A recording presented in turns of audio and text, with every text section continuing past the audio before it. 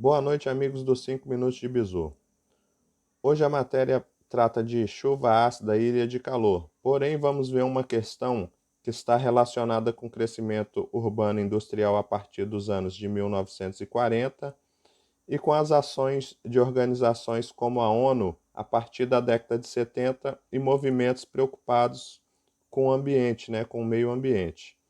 Aqui na questão 19, todas as afirmativas estão corretas e essas afirmativas vamos encontrar no material em aulas futuras que vamos falar. Como precisamos acelerar o nosso método de aprendizado e a leitura, vou falar disso aqui, dessa questão, e logo após vou falar dos conceitos de chuva ácida e ilha de calor e alguns outros fenômenos relacionados com a ação humana.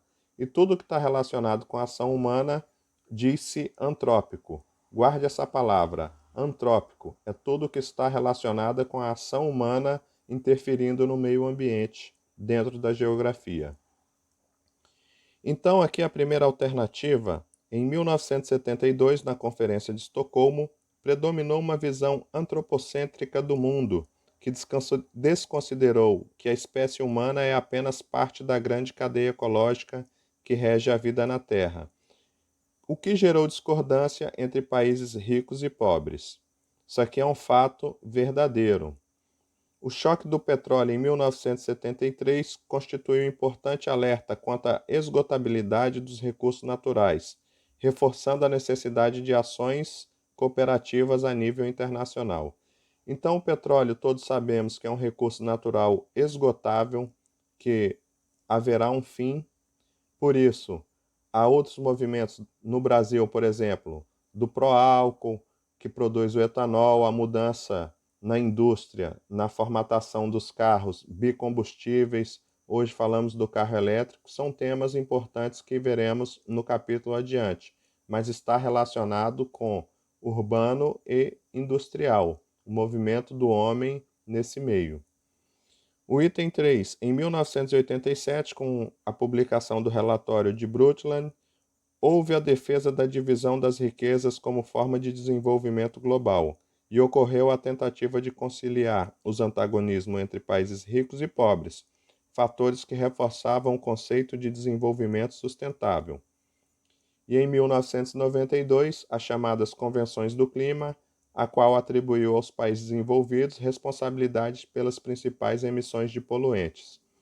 Então, em 1992, foi a famosa Eco 92 que aconteceu no Rio de Janeiro. Então, isso aqui é um modelo de questão de prova que está vinculado toda a ação do homem no meio da natureza, principalmente das poluições ambientais, distribuição de riqueza e outros fatores. Então, vamos à matéria de hoje. O segmento de hoje é o capítulo 9 dos fenômenos climáticos e interferência humana. Então, continuamos ainda no livro 1 do Eustáquio de Sene, e aí fala sobre poluição atmosférica que é provocada por fontes estacionárias, móveis e esporádicas. Isso foi dito na aula passada. Então, efeito estufa e aquecimento global também já falamos.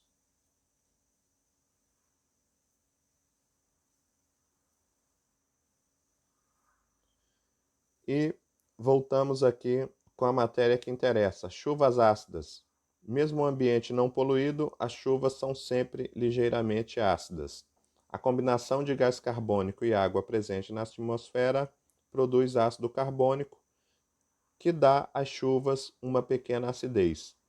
O fenômeno das chuvas ácidas de origem antrópica, como eu já tinha mencionado anteriormente, causa, porém, graves problemas por resultar na elevação anormal dos níveis de acidez da atmosfera.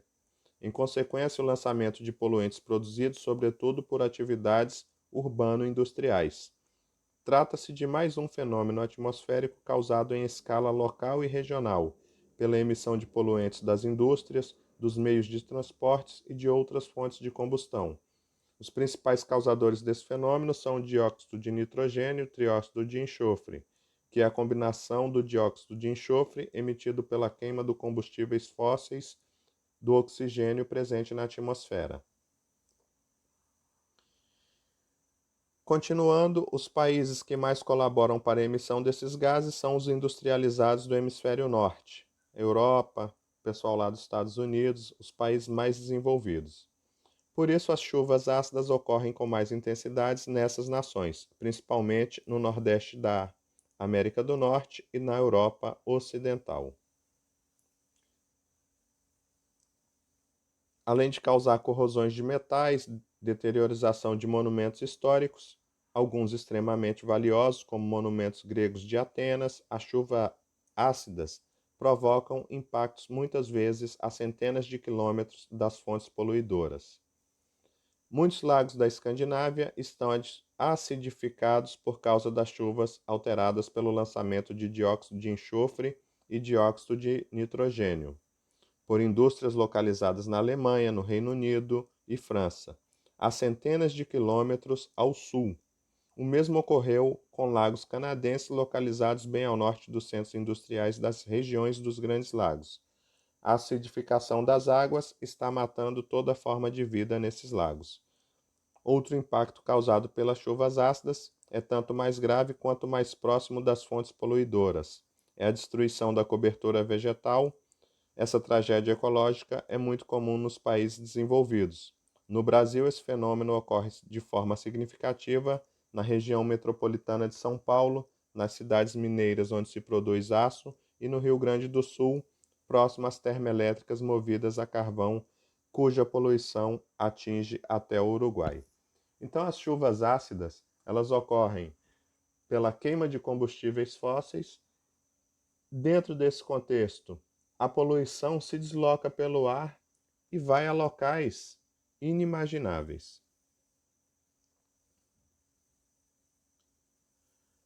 Alguns detalhes aqui que estavam mencionados na prova: a Conferência das Nações Unidas sobre o Homem e Meio Ambiente, realizada na Suécia, Estocolmo, em 1972, as questões lá apontadas como incompatibilidade entre o modelo consumista de desenvolvimento e a conservação do meio ambiente afloraram novamente na Conferência das Nações Unidas sobre o Meio Ambiente e Desenvolvimento, realizada no Rio de Janeiro, em 1992, na Rio+10, realizada em Joanesburgo, em 2002, e de forma mais tímida na Rio+20, no Rio de Janeiro, em 2012. Então, a gente percebe que desde 1972 passou-se a haver uma preocupação mais constante com o clima, e a partir daí a ONU organizou todas essas conferências que vão ser mostradas na matéria adiante. Então, mesmo quando os países não chegaram a um acordo, como ocorreu no importante encontro realizado em Copenhague pelas 4 Nações Unidas, pelo quadro das Nações Unidas sobre a mudança do clima, COP15, houve consenso mundial sobre a necessidade de compatibilizar o crescimento econômico e conservação do meio ambiente para as futuras gerações, o que significa um desenvolvimento sustentável. Está aqui uma estátua já bem destruída pelas chuvas ácidas, né? Lá em Minas Gerais, uma obra de Aleijadinho. Aqui em versão térmica, normalmente não é muito cobrado em prova, então é só fazer uma leitura. É o ninho, também nunca foi cobrado em prova, vamos pular, mas é bom que só faça uma leitura para ter conhecimento. Quem assiste jornal tem conhecimento básico de tudo que acontece. E aqui os principais acordos internacionais que vamos falar na aula futura, que esses acordos internacionais vão ser importantes para solucionar questões iguais a essa aqui da prova que mencionamos hoje. Curtam o canal e vamos estudar. Percebam que os vídeos têm aumentado um pouco acima de 5 minutos pela necessidade de conseguirmos ver toda a matéria até o dia da prova. Vamos estudar, façam a leitura, que nem tudo dá para falar aqui, mas o mais importante, as coisas que a banca tem demonstrado interesse, estamos mapeando. Forte abraço.